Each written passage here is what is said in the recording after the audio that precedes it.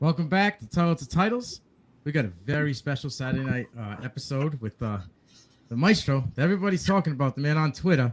But we're going to start over to my man to my left, Mandarin, 5447. Sean, how you doing this afternoon? It's the evening, Pretty I'm good. sorry.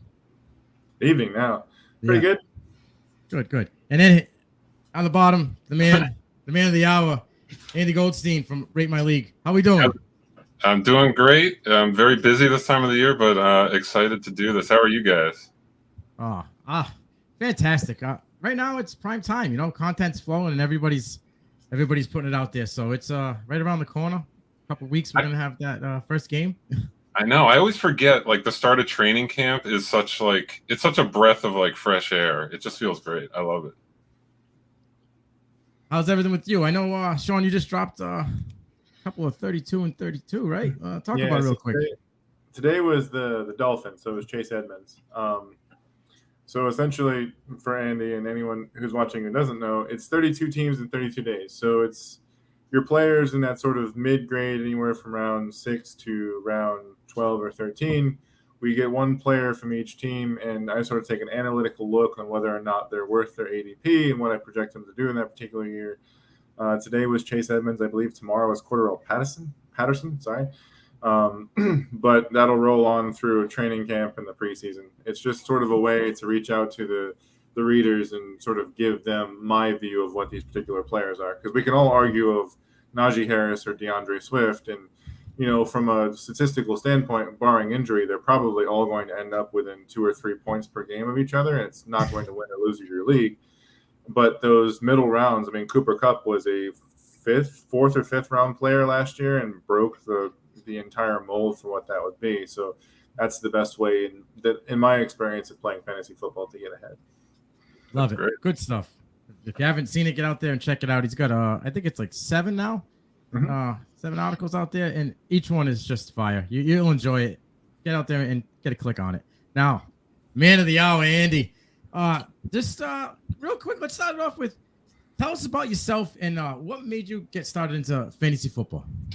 Yeah, so I've been doing fantasy football for quite a while now. My first league started in 2000. So and it actually was kind of weird because we started as an auction, like an in-person auction league for my home league. So that's how it all got going. And then a couple of years later, it was like, this dynasty thing sounds like fun, even though there's not really a dynasty resource out there online in 2002.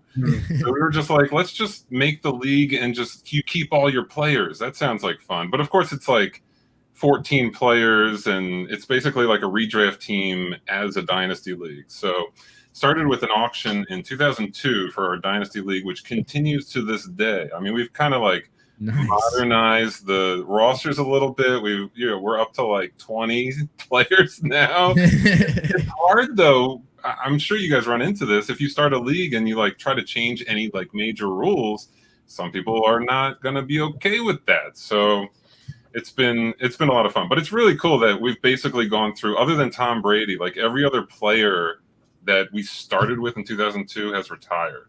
So pretty crazy. Yeah, those guys that don't like that change, we end up calling those teams orphans, and we have to find somebody to fill that role, I get it, though. Especially a major rule change like Superflex or tight end premium, stuff like that, it really changes player values significantly.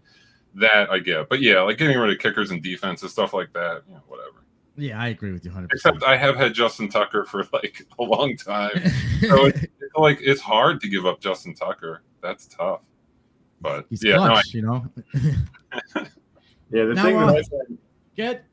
thing that I find being most challenging with league changes and things like that in home leagues or leagues that I play with other people that I've known for a long time is I sometimes forget that I do this on sort of the degenerate level. So there's very much like the vast majority of my leagues are tight end premium, and there's 3 or 4 flexes, and there's 3 wide receivers, and a super flex. Yeah, the home league. The problem with the home league is they think you're trying to get one over on them. Yep. Like, oh, he knows more. I'm not changing anything. Yeah. Why does he want this guy? I'm not trading him. No way. I didn't like him, but now he wants him, and he's got 7 wins in the first place. No, I'm keeping him. I'll keep him on my bench, but I'm keeping him. Exactly. Yeah, it's tough. All right, now I always just tell people just join more leagues. Just like if you want Superflex, just join another Superflex league. If you want IDP, just join another IDP league. That's the way to do it. Just have like 16 leagues. That's all. I'm in close to 40 now, and Sean's like 150. So 150. It's how many dynasty? How many dynasty leagues? 25? I'm in like 27 dynasty. Okay. Yeah. When I was in college, I got up to like 12 or 14 or something, and I was like, I can't do this. So once I started with total to titles, I felt like I kind of had to like put my money where my mouth is, right? These guys I'm going to talk about and stand behind, I might as well get a bunch of leagues and actually do it. So it is what it is. It's a little overbearing sometimes, but you just got to ride it out. No, I love that. Every now and then I'm like, that expert, is he really in any fantasy leagues? I don't even know. We were just kind of talking about that off camera. It's crazy. You know, one time it's one thing and you go like 3 months later and he's on the opposite end of it. But, you know, it is what it is. So tell us about Rate My League and how you and the gang got this all started. Okay, so very passionate about fantasy football. I would always be writing, back in 2002, we'd have our draft, and then everyone would be kind of like sitting around, and I'd be like, all right, I'm going to write an article like ranking all the teams. I had my fantasy magazines that had auction values for everyone, and I would, assess each team and like by hand figure out the auction values for every team and rank teams and do all that stuff. And then in 2015, so I don't know, let me backtrack. In 2005, I did a podcast with my current co-host at Rate My League, but we met in college. He worked at the radio station at college. I went to college and I went to the radio station. We met. We both had this love of football, and it was just when podcasts were starting to get a little big. The iTunes Music Store just started accepting podcasts. That's around when that happened. So I was like, let's just do this. We'll put it online. No one will listen. Doesn't matter. So we just did like one a week, like a fantasy football magazine style where, the first week it was like, we're ranking quarterbacks. The second week it was like, we're ranking running backs, et cetera, et cetera. And we got some listeners. We actually were like weirdly big in Germany. I don't know why. I would say we were like the David Hasselhoff of fantasy football podcasts in 2005 and 6. And, stuff happens. We had to stop for a little while and we came back. And of course, by the time we came back, now there's like 100 fantasy football podcasts that are out there. So I always had this idea in the interim. I was like, man, it's really fun to talk about your own league with like your league mates. And it would be kind of fun if we just did a podcast where we were basically like ESPN and treating your fantasy league like the NFL. That was kind of like my idea. So we just started not knowing much of anything. I was just, again, sort of like looking at teams and saying like, all right, I kind of like that player. So like, I like that team. And after a couple of years, people were like, it's cool, but it's just two guys. Right. So then I was like, all right, fine. So then I was like getting into programming and coding, and it sort of snowballed into this thing where, we tried to take our voices into the background a little bit and then use consensus rankings to assess teams. And then it was like, hey, future draft capital matters. So then we were using future draft capital, dynasty values, redraft values, and that's kind of where we are today. So, and it's crazy. I'm always blown away by the response that we get. Last year we did about 152 shows from June through early September, and this year we're somehow ahead of our pace from last year, and I don't know how it's going to end, but it's definitely fun. Nice. Sean, you got anything you wanted to ask? So when along this journey of the past, 20 years or so obviously this is Scott Fishbowl 12, when did you start doing the rankings that now you see all over Twitter and you see everywhere, where you started ranking the values of actual teams within the Scott Fishbowl in the tournament style? Yeah, so again, I can't remember if it was 3 years ago or 4 years ago. it was basically, I had this thing running in the background for our own show. And it was like, it was a tool for us, and it was just kind of like something that we use for our shows. And that first year, I had finally brought it to this point where it would create a PDF for any league.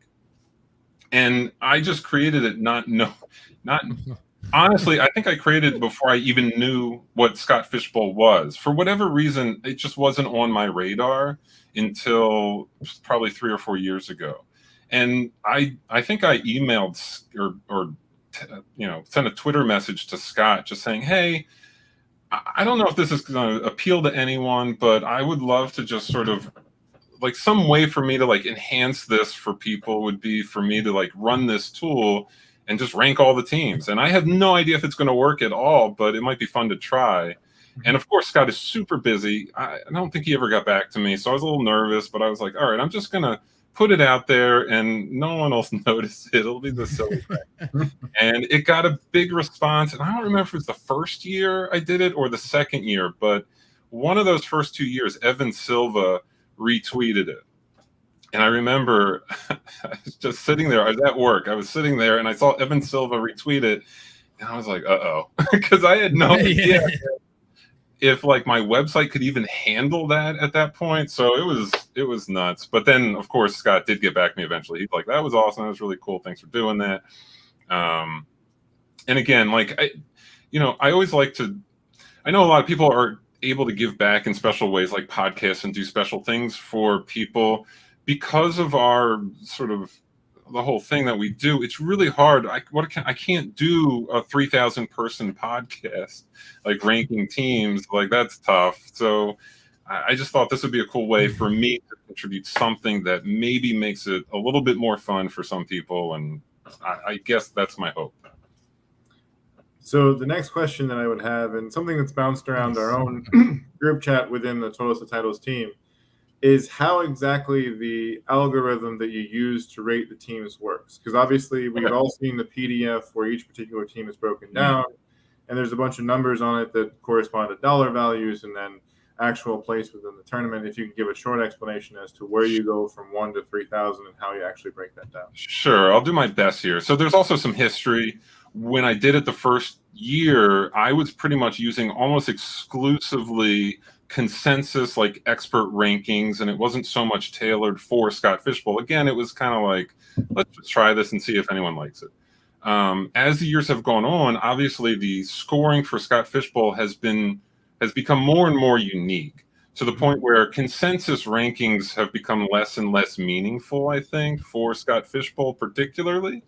So last year, I kind of tried to blend consensus rankings with the actual Scott Fishbowl ADP. And this year, I was just like, you know what? Let's just use the Scott Fishbowl ADP entirely. So it does end up being kind of like a value-based assessment of teams. And I know other people have done that. Like, I'm not the only one out there who does rankings. And I know Tan, who is awesome. I don't know if you know Tan Ho, but he's awesome with data. I know he does one also, and I think he's going to put his out at some point. But that's the sort of the general starting point. It kind of uses like Fantasy Pros ECR in terms of like how the values kind of like decrease depending on what ranking they are.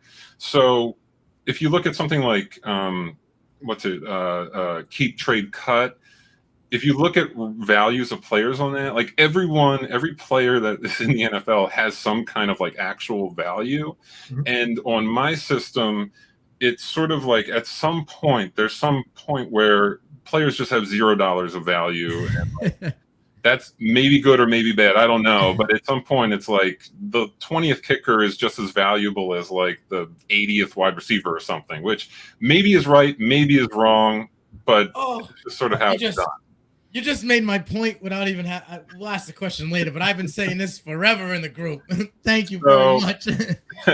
But again, like I'm sure there's a lot of different opinions out there, and I'm sure let let me put it this way. I think there's people who are much smarter than I am who are able to do better rigorous statistical analysis than I can do.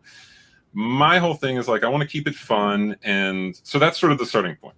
The next thing I do, I figure out who the starters are, the projected starters based on the requirements and the actual values and the rankings.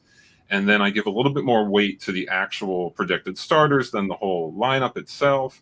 And then this year, just for fun. So in the past, I had not participated in the Scott Fish Bowl. So I would add my own rankings in along with my co-hosts as sort of like a very small weight assessment that just kind of like adds some unique spice to what we're doing. Some fun.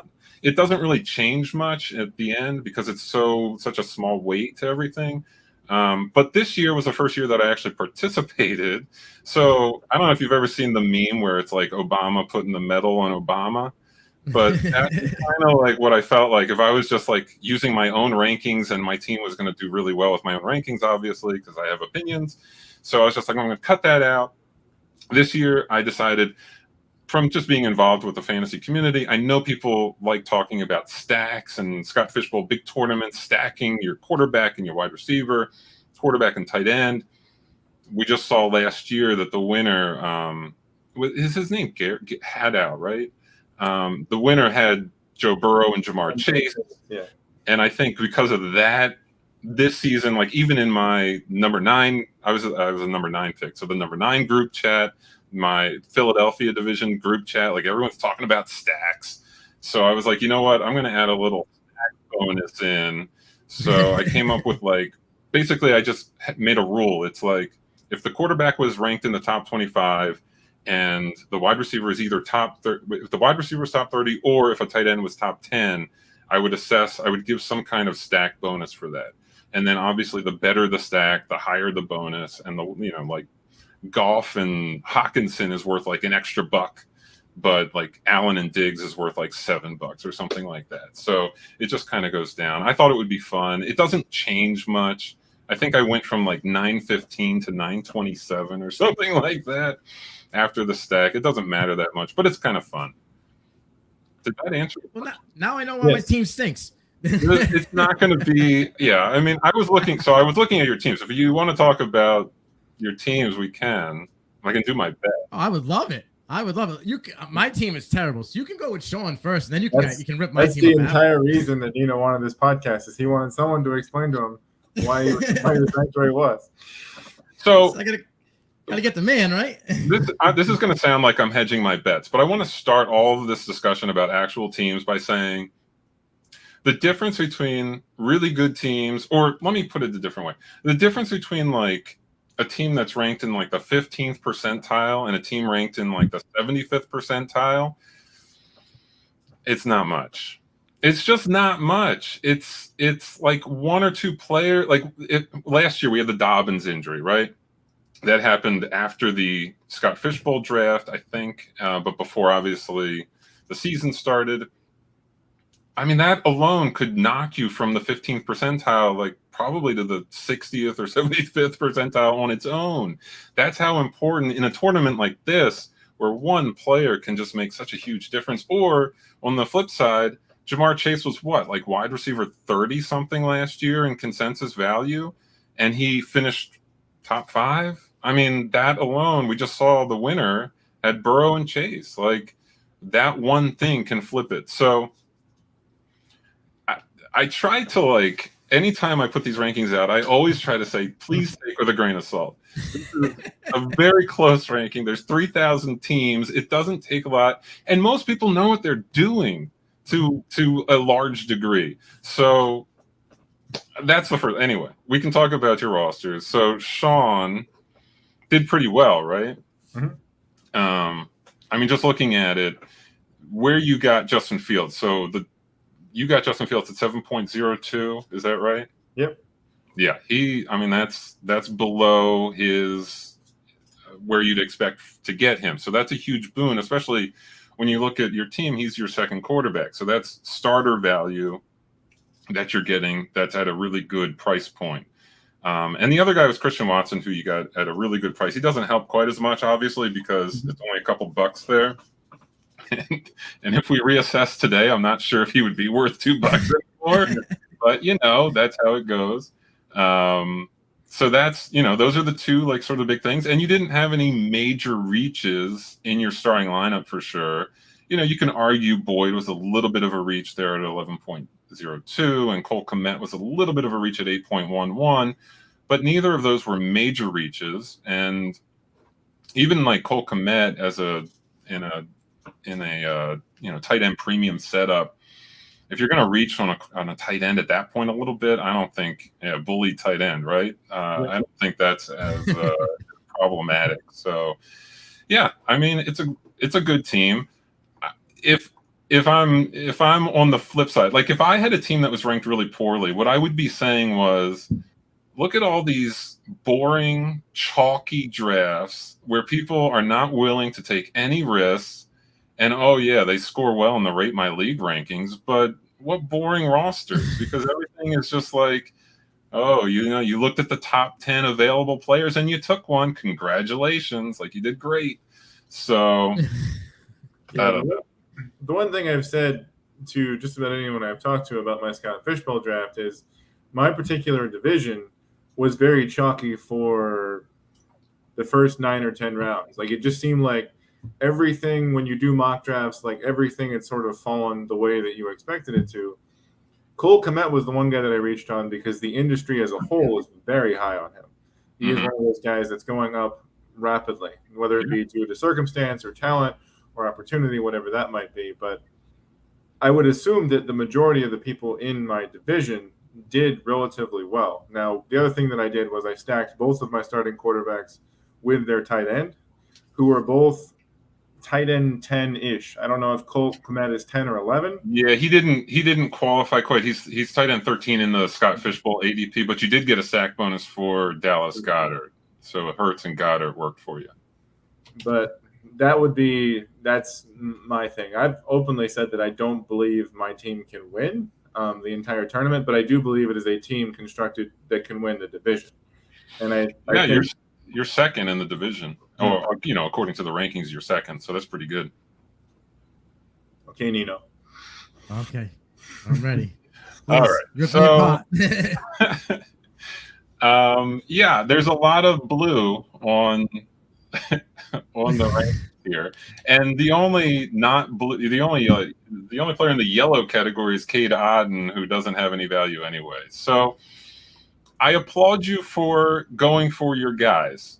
Again, to me, it's supposed to be fun, and if you're getting your guys, you're getting your guys. I will say, Kadarius Toney at 8.05 stands out as a pretty risky draft pick. And I like Kadarius Toney. I like watching Kadarius Toney play football. He's very entertaining. 8.05 is an ambitious spot for him. So that hurts in a ranking that's like this.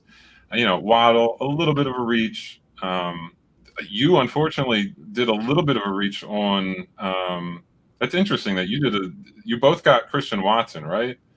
But Sean got Christian Watson at 14.11, and you got Christian Watson at 11.08. So you can see he still adds $2 to the roster, but it's a little bit of a reach at that draft pick. So that all kind of goes towards hurting the ranking a little bit. I think you're in a position where you're going to need a breakout. You're going to need Kadarius Toney to be a top 30 wide receiver. You're going to need. Look, I love Breece Hall. If we were including the Rate My League staff rankings for your team would probably be better because I love Breece Hall like a really unhealthy degree. It's crazy how much I love Breece Hall. And I drafted him myself around the same point, I think, at 6.05 there. So yeah, like there's definitely big time players on your team. George is out there killing me today. There's definitely big time players on your team. Swift and Hall, like those guys could go nuclear, and you're doing just fine. I put some stock into Stevenson because I feel like he's gonna overtake Harris by midseason. He's already getting RB1 reps, and Tony's my guy. You can ask anybody in titles Sean will tell you, Coach, I'll die on that hill. I mean, Yeah, he had what's great is 47 injuries last year. So what's great is I can look at the ranking here and just see, oh, I know who that. Like, I know who his guys are. It doesn't take like a rocket surgeon to figure that out. And we both have a lot of the same players. For the record, like I have Stevenson in my draft. I took Breece Hall in my draft. So if you're doing well, I'm probably doing okay too. Yeah. See, I have Waddle over Tyreek this year. George is probably gonna make some crazy comment because he's a Finns fan, but I feel he's gonna get more points, more receptions. I mean, Hill might get more touchdowns, but I think in the end, Waddle will outscore him. But that's why I go with what my guys are, you know. So yeah. I'm for it. And I always would like, I was in the Philadelphia division and we had a pretty tough draft. I'm not kidding when I say I think that was the hardest redraft draft I've ever done. Probably my first Scott Fishbowl. Most of my serious drafts are dynasties, so whatever. But like, I think that was the hardest draft I've ever done, where it was really, if you wanted someone, he wasn't making it back to you. So yeah, I get it. My strategy was more like try to maintain your head for the first 10 rounds and then go wild at the back end of the draft where, get your guys. So I got, I think I strategically have guys that are towards the bottom of the rankings, I guess. I'm getting Tommy Tremble. There's no way I'm leaving this draft without Tommy freaking Tremble. So, I love this guy. This is great. That's my guy too. You can ask Jared. I've been saying Tommy Tremble, and everybody tells me he's non-existent. I love Baker loves tight ends. What do you think Baker is? Baker's the tight end whisperer. He doesn't even know wide receivers are on his team. So Tommy Tremble is getting some catches this year. I'm ready. Yeah, I came out here thinking I was going to get some smoke. We were going to be bumping heads. And you might be my new best friend in the industry right now. I'm loving this. See? Now, that's great, though. This is crazy, and you guys do a lot of breaking down numbers and chopping things down. But how long is the process of ranking a league of this magnitude? Yeah, so you can go to ratemyleague.com and run a report, an automated report for free for your league. 10, 12 team league will take about a minute and you'll get emailed a report automatically. Pretty much do the math. This league is about 25 times, like it's 3,000 people. So it took about 25 minutes, I think, to actually run the script that actually does it. And I will say I don't consider myself a great programmer or coder or anything like that. So I'm sure I could be doing this in a much more efficient way. But from there, just you want to make sure that the end result passes your own muster anyway. Mm-hmm. So I definitely went back and kind of like was making sure that everything seemed logical to me. If there was anything that I don't know, like a stack that didn't seem right or something like that, I was trying to like maneuver it so it looked right. But I pretty much let the thing run and do its own thing. I obviously can't sit there and look at 3,000 teams. Yeah, right. I would say about 25 minutes to actually run it, but it took probably hours and hours to do all the figuring out how to do it and getting it done, and then 25 tweets for 27 or 29, I guess, conferences at this point. There's like 28 MFL conferences plus the sleeper now. So right. Yeah, there's a lot of like legwork that goes into it, but the actual like running of the code is about a half hour. Nice. Now, our man George got a question for you. What position do you value more late? Running back, wide receiver, or tight end? In Scott Fishbowl? Yes. I guess I'll go with the idea of in Scott Fishbowl. I can look at my own draft and see what I did, but I'm pretty sure I was hitting wide receiver a lot late this year. My strategy was basically I ended up with a tight end early and then two quarterbacks in my first 3 rounds. So tight end and 2 quarterbacks, and then I went Hall, ETN for my running backs, and then I was like, you know what? I'm going to be deficient at wide receiver, so I might as well have 15 of them at this point. So I hit a lot of receivers. Unfortunately for me, other people in my division had similar strategies as I found out somewhere in there. I was like, oh no, I'm at the wrong part of the run again.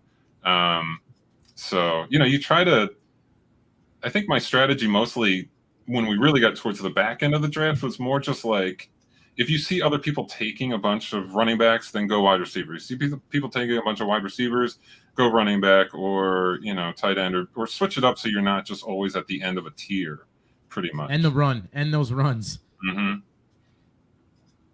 So, go ahead, Sean.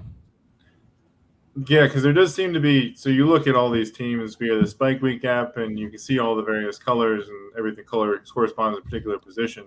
Mm-hmm. So me and Nino and several other members have a discussion, and essentially it started out. So in Sleeper, you don't really have a choice, and several of our team members did live drafts, so they're on Sleeper. So they have to play a kicker. They can't play more than one. They're stuck. But the rest of us are the MFL draft, so one of those 28 conferences. Mm-hmm. And it started a debate. Now, I'm sort of in the middle. The gentleman further to the left of me is not here. But Nino was essentially saying that – so my point has always been that if you draft a kicker, draft one of the top 8. Because if you draft one of the top 8, you can flex them, and they have requisite value to your other sort of wide receiver 36 or 48. They're going to score, 12 to 14 points a week on average. There's going to be fluctuations, things like that. When it came to your particular draft, being the Raider, when it came to the later portion, was there a cutoff point for kickers for you? And how many drafters did you how many kickers did you draft? And when did you draft them? So I'll start. First of all, I'll start with the second part there. I drafted no kickers. So I try to take it seriously. Like, I like people who are data minded, and I talked about Tan earlier, and he did some statistical analysis about kickers. And the takeaway, or I don't know if it was him or he pointed out someone else's work. I'm sorry if I'm not attributing correctly there, but he pointed out, or I guess it was just the basic consensus that I was reading was basically there's certainly value at the top of the kicker heap. The problem is figuring out year to year who the top kickers are is actually not easy, and there's a lot of changeover at the position. So if you could predict perfectly who's going to be a top kicker, there's absolutely value in that pick. The problem is it's really hard to figure out who that is, except for maybe Justin Tucker, but his ADP was quite high for a kicker. So it was like, unless you're really going to kind of go for Tucker, other than that, it might be really hard to figure out who it is. And there's probably going to be a decent kicker ultimately that's on the waiver wire who could be picked up week to week to fill in for flex spots as bye weeks hit, as injuries hit. So I'm not adverse to picking up a kicker week to week, but I didn't want to draft one. So that's kind of where I was. The values in the ranking system were completely based on the ADP overall. So I think it just turned out that Tucker was worth $1, and I don't think any other kickers got value at all. So I apologize to all the kicker aficionados out there. It didn't work out great for that. So I won't shy away. My man on the left side, it's not on the screen, who was far left, his Chuck Steele, he's a good guy. But he was all about the 2 kickers, saying he was drafting the second kicker early. And my argument is like, at kicker, say 14 or 18, is he worth starting in a flex position over, say, wide receiver 50 or running back, 25? Because I feel at that point, those guys are going to be more value than the kicker way down the end of the list. Yeah, and I think the other part of that is, will kicker 14 average more points than wide receiver 50? Maybe. The ceiling of a player that you like who happens to have an ADP of wide receiver 50 could finish as wide receiver 20 because he's actually good. And the ceiling of a wide receiver that it finishes as wide receiver 20 is just so much higher than what the ceiling of a kicker that's going to be somewhere in that random mix of kickers. That's how I look at it. I don't know if that's perfect, but that's how I approach it. I also have an irrational confidence in myself that I can identify who's going to be that wide receiver that jumps up. I know it doesn't work out that way usually, but that doesn't stop me from thinking that I can. If you don't go into a fantasy draft thinking that you know more than everybody else, like why are you playing? There? I agree with you 100%. And why even click accept? It's not worth it. Yeah, I think the biggest thing being a data driven person is that kickers are a way to go safe. So essentially, the range of outcomes is very narrow. So your kicker is, even with Scott taking out some of the penalties for missing kicks, the range was still relatively small. So depending on what team so I took Evan McPherson and Matt Gay. Tucker was one of those things where I was going to take Tucker when he came back, but two people in front of me took him, and at that point, McPherson was my second-rated kicker. Mm-hmm. So I took him. It was the 15th round at that point. It represented value to me because there wasn't anyone on the board that I knew was going to be gone by the next time I went.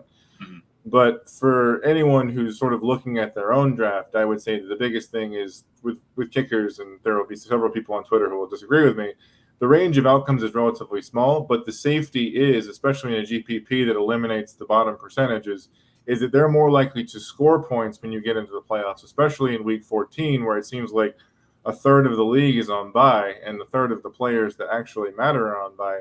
For me, my particular portion of the argument between Nino and Chuck was at the top, there is safety, especially in a GPP, that in the very beginning of the playoffs, you're just trying not to get eliminated. Mm-hmm.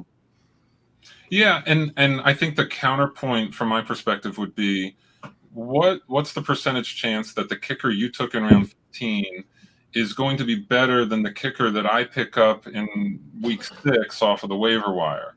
And I think that's the question, right? I think that's sort of the other side of that. And I totally see what you're saying. And I think that's why I have no problem with people drafting kickers. First of all, I think it's a reasonable thing to do, but also I think if you go in thinking you're not going to pick up a kicker the whole season, I think you're wrong. I think there's going to be a point where picking up a kicker is probably the right thing to do. Yeah, I went 2 kickers just because I told Chucky I was going to take his advice but put my spin on it, and I went later. I took Rodriguez from Indy, and then I took Sanders from Miami. I figured 2 teams with improved offense, maybe he'll get more points.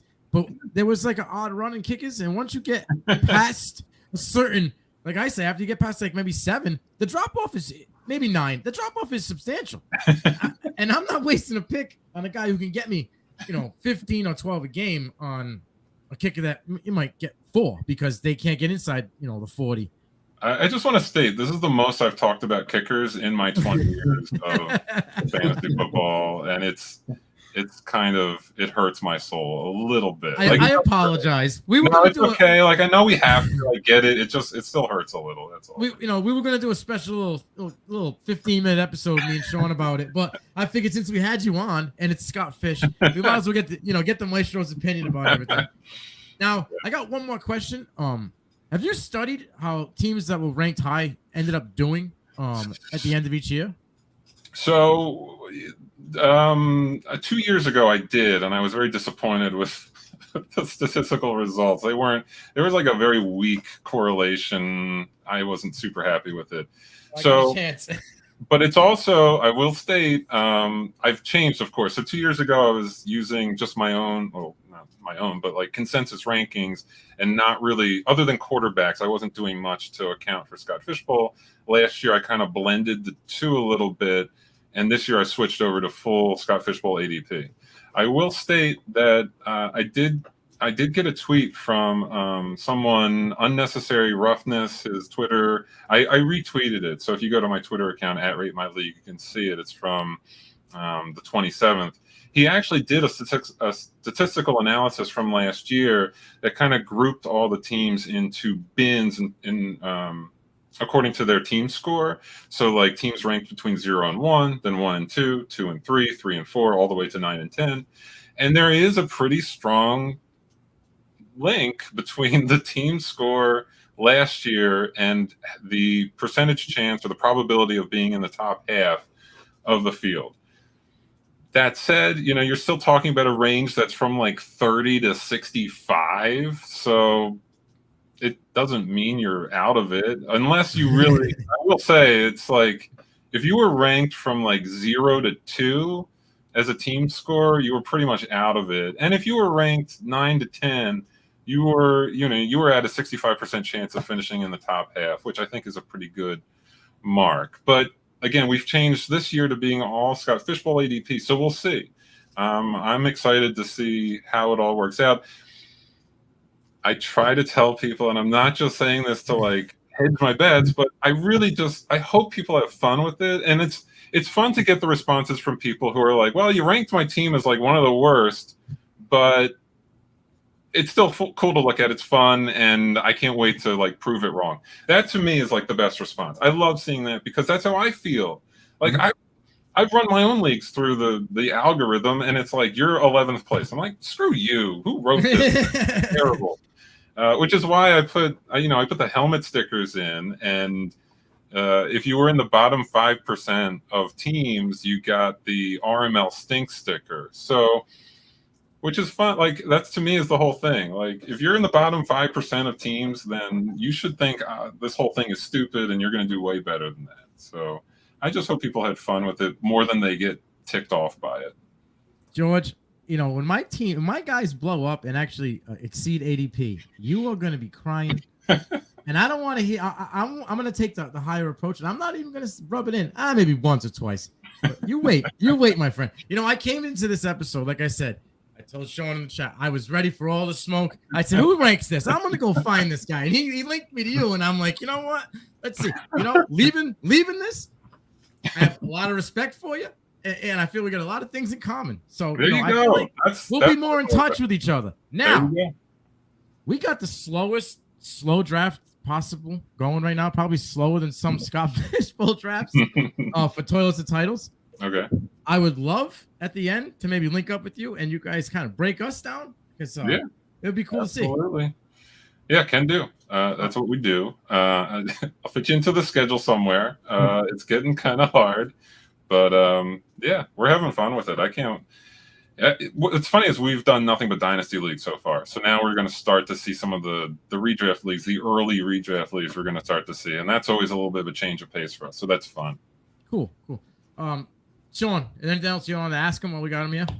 So the big thing that Andy was talking about having fun is the thing that I always want to put forward with the Scout Fishbowl is it is a charity league. So a lot of us are in all of these various charity leagues. Scott Fishbowl is just the biggest charity league. So for anyone who has a low ranking or looked at their team and is watching this, first of all, it's a charity league. Second of all, just about every analyst that does fantasy football in the world is in this. So you have to understand that everyone knows what they're doing. It's not just your random home league with a guy who only studies for 5 hours before the draft. So just take it as a charity league, take it in a lot of fun. Be part of the community, and ultimately this is exactly what Scott wants is he wants people in the community connecting, and he wants people sort of talking about charity leagues and Toys for Tots and all of the many things that he does in the course of the year and that so many people do for their own charity leagues. Yeah, absolutely. And then, like that to me was the thing, like if it was causing a negative reaction more than a positive reaction, I would stop doing it because that's not the point. Like the whole point is to have fun, and it's just something fun to look at that I think hopefully just adds a little bit to the whole thing. And I know some people look forward to it and they like it despite perhaps not being ranked where they want.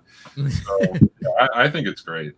I love it. I think it's awesome what you're doing, and I'm glad that it's involved with Scott Fish. I think it's a cool thing. When I started researching you and looking at your website, I was like, man, this is what some of my buddies back home said we should do, just the joking around when they're watching games, never thinking that it would actually be someone to take it and run with it. And, I commend you, man. Congratulations on you've been going strong for a while, and it's not an easy thing to do, just start from nothing. So congratulations on that. Thanks. Thank you very much. And, we got the floor for a few more minutes. I wanted to go half hour, but we ran over it. So why don't you plug yourself and what you got going on for the last couple of seconds here? Sure. So you can go to ratemyleague.com. You can either buy a show, which there's a little bit of a turnaround right now where the queue is kind of long, but we basically, doesn't matter what your kind of league is, we'll break your league down. We'll rank every team. We pretty much go at least an hour talking about your league. So that's fun. If you just want a free report, just see where every team is ranked, you can do that too. You just click on the report tab. You just put in a few details like your league ID and what the scoring is. That's basically it. You get to do that. And then you'll get a report emailed to you for free. And you can run that as many times as you want for all your leagues. That's cool. And the last thing I will mention, it's kind of past the time, but if you are in a My Fantasy League, I have another thing called League Hub Bot, which actually is a way to connect your Discord chat or your Slack chat to your My Fantasy League. It'll pipe in like draft picks and free agent picks, and it does a bunch of cool stuff. So you can check that out. That's free also. That's awesome. Cool. We'll have to let Coach know about that for Frankenstein. So that's awesome. It was great. I had a blast this episode with you gentlemen. You know, we finally got to settle our kicker dispute. We got some professional insight on it. And, you know, maybe we'll come back at the end of the year and revisit some of this and see where we all landed. Definitely. And I'm glad you don't want to beat me up. And I'm also glad that a Philadelphia sports fan and a Boston sports fan could get along for at least a half hour there. That's pretty good. You know, I love it too. And like I said, I came in here all fired up, but I feel like I might have made another friend in the industry. So it was great. And that was great to actually getting into it with Sean on the show. I've done a couple drafts with him, but I never been able to co-host with him. And you killed it, man. Great show, Andy. On that note, check us out, Totes Titles. You know, on the YouTube, on the Twitter. Hit the sub button, hit that bell. You get all the updates. You know, we got the Patreon. There's 5 levels, but I tell everybody it's level 5. It's all about you. We do a show about your draft. We break down picks. What do you want to do? Trades. You can pick whichever guy you want on our team to analyze your team and break it down. So, you know, check it out on the Patreon. It's Totes Titles over there too. And once again, fellas, you guys have a great night. I appreciate you both, and we're out.